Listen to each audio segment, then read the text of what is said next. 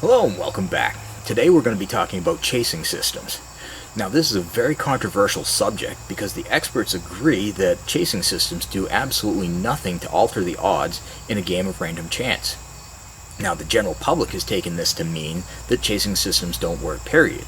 However, the experts agree that if there's a positive expected value, then chasing systems can work in the long run. Michael Shackelford from The Wizard of Odds even goes as far as to say that if you have a positive expected value, it would be impossible for chasing systems not to work. Now, that being said, today we're going to talk about 6 different kinds of chasing systems. There are a ton of variations out there. We're not going to cover them all. This is just basically going to be a brief overview. Okay, when talking about this, basically chasing systems are variations of something we call the martingale system. Now there's several different terms out there. Martingale system, chasing system, the progressive system. These are all basically talking about the same thing. So, let's take a look. We've got some different kinds of systems up here. Now this is your standard martingale system up here. Okay, you bet $100, and if you lose that $100, you're going to double down and bet $200. If you lose again, you're going to bet $400. Now, if you lose the next time, you're going to bet $800, and so on and so forth. Okay, now if you win down here with the $800 bet, okay, you've lost a total of $700, but you're getting $800 back, and therefore you're going to end up making a profit of $100. So this is your standard martingale system. You double down on each loss until you win. Now either you're going to go bust or you're going to make a profit. So from there we move on to the grand martingale system. Now with the grand martingale system, the main objective is to gain 1 unit for every bet that you place. So you're trying to win, in this example, $100 for every bet that you place. So we start out by betting $100, then we bet $300, and then we bet $700, and in the final one we bet $1,500. Okay, now in this particular case, if you take a look here, if you lost here, here, and here, you've lost a total of $1,100. But down here, if you win on your $1,500 bet, then you make a profit of $400. So you've bet 4 times, and you've won $100 on each one of those bets. Now, the anti-martingale system is essentially the same thing as the martingale system, except you're doubling when you win instead of doubling when you lose. So you win $100, so you take that $100 and you put it down with your original 100 and bet 200. You win again, you win 400 the next time, and so on and so forth. Now, if you get on a winning streak, the anti-martingale system can build your bankroll faster than just about anything else out there. So definitely an important one to remember. Okay, I forgot to put my notes up for the grand martingale, but basically what the grand martingale is doing is you're waiting for a streak to begin. So we talked earlier about in sports, you know, the NFL rarely has streaks that last longer than 7. Now, if you use a grand martingale system on that, you can wait for 3 games. You know, let's say that the Patriots have won 3 games in a row, and you expect them to lose. So you can start fading the Patriots after 3 games using a martingale system or any other variation, and that's basically what the grand martingale system is doing. Is you're waiting for a streak to begin so that you can exploit it with the martingale system. That's going to be a very important concept coming up when we talk about regression theory. Okay, the 1 unit progression. Now, I think this is called Oscar's grind, but I'm not positive on that. But basically, what you're doing is you're raising your bet by 1 unit instead of doubling every time.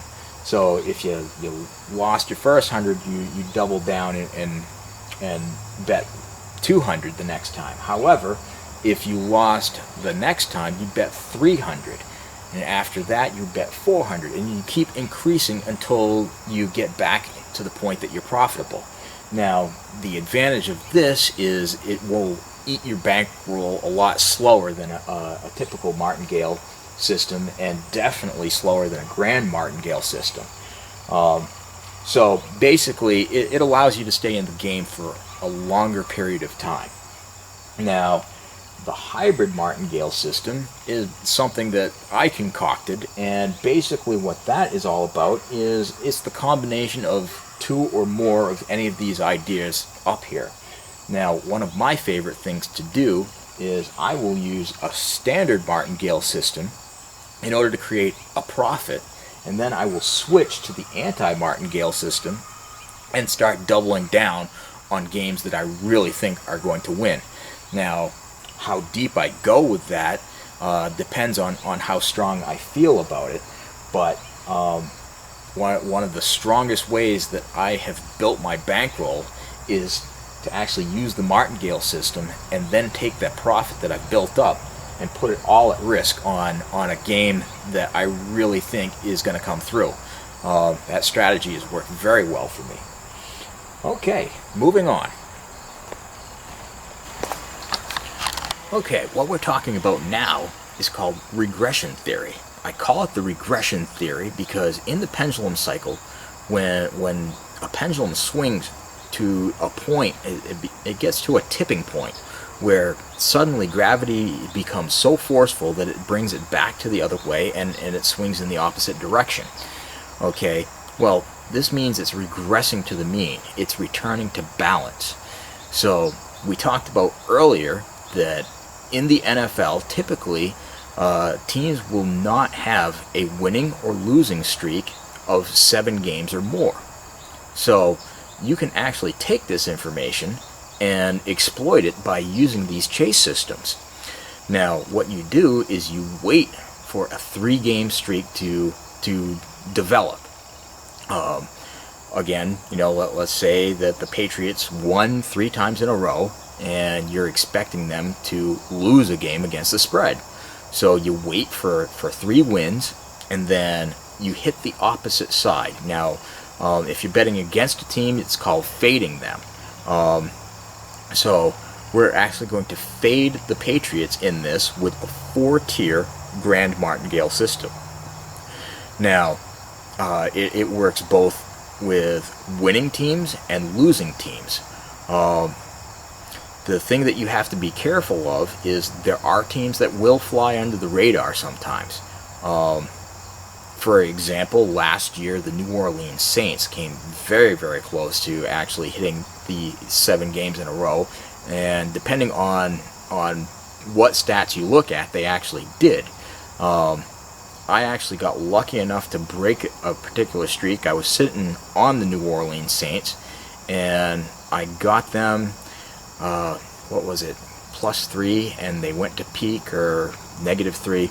Anyways, I ended up beating the spread because I got in on the game early, and I ended up getting a better price than what it ended at. And they ended up beating the spread by just a hair. Whereas if I waited right to the last second to bet on the game, I would have ended up losing. Now, you can use regression theory on winning teams. You can use it on losing teams. It doesn't work just for the NFL. You can use it in other sports. However, you have to understand that the averages in different sports are going to be different. It all depends on how many games are played and what the public opinion is of those particular teams. Like in the NBA, I've noticed that streaks usually last for an average of 9 or possibly 10 games. So in order to design a system that's going to work with that, you might want to wait 4 games before you get in and hit it with a 5-tier system or a 6-tier system. It all depends on how much profit you are trying to pull in. Now, a 5-tier system will pull in 40%, so you can wait for 4 games. If you expect it to hit a streak of 10, you can wait for 5 games. I generally will wait for 4. Now the NBA can be dicey. Last year, I believe there was 2 times, I think it might have been the same team, that actually hit streaks that went beyond 10. I think there was one streak of 10 and another streak of 11. So you definitely have to be careful when you use this theory. However, if you observe what is causing the streaks and you observe what teams end up going on these streaks and really dig down and try to find out why, there's usually reasons behind what's going on. It's not random. Usually something has happened to make that team go underneath the radar. So that being said, again, let's move on. Okay, now when I first decided to backtest this, I backtested it for 10 years and I used a website called goldsheet.com. Now Goldsheet has recently made changes to their website. The point spread logs that I used in order to do my testing are no longer there. They still have something they call TGS historical point spread logs, which still have the information, but they're much harder to read. However, the information is still there, so you can go and look at this for yourself and see what I was seeing with your own eyes. Now, the results that I got when I first tested this were absolutely shocking. I wasn't testing the regression theory. At the time, I was testing something that I called the dual martingale system. However, this system changed because I discussed an experiment on the SBR forum and I got feedback, and from that feedback the dual martingale system transformed into what I now call the regression theory. So basically what happened is I backtested for 10 years and I got no losses in the NFL for the 10 years that I tested. And I tried the same thing for the NBA, tweaking the system to make the chase system a little bit larger to cover 9 game streaks instead of 7. And in that I got only 1 loss in 10 years. And that's absolutely amazing and completely defies logic. If the game is truly random, then you should be losing a lot more often than only once in 10 years in the NBA and none in the NFL.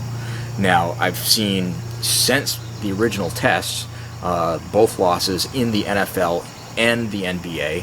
However, I feel those losses are avoidable if you actually look into what was causing the streaks.